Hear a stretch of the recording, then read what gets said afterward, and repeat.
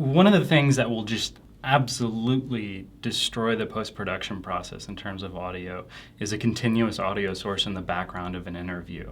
And continuous audio sources can be a lot of different things, but just a common example is, say, the person you're interviewing has the radio on. And what happens when you're listening to the radio? Songs change, tempos change, music changes.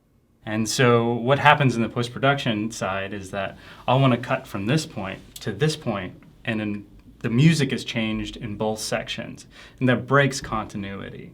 So it's a simple fix, and because interviews are controlled situations, just ask them to turn the radio off.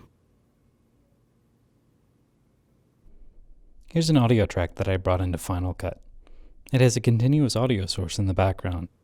I would like to live the rest of my life here, right here in this apartment. You try and move all these books. I don't want to. But anyway, the reason I love New York is that...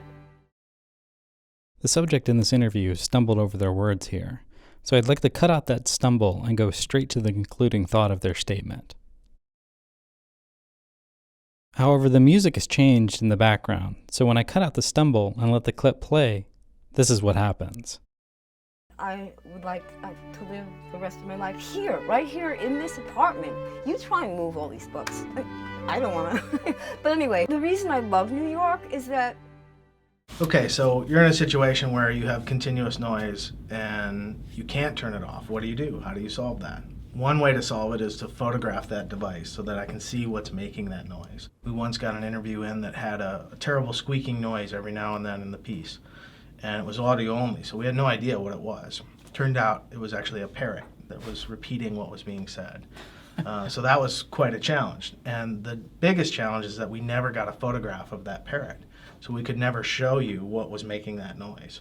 And I think if you have unavoidable noise, if you photograph it, if you show us what it is early in the interview, we can show it to you and say, oh, that's what's making that noise. And then you sort of take care of it. Right. As a viewer, you're listening to that noise over and over again, and all you can think about is, what is that noise? And then when you show it, it's just like, oh, okay, that's what it is. I can go on and listen to the interview. So to summarize the challenges with continuous noise, it makes editing difficult. If possible, stop the audio source before the interview starts.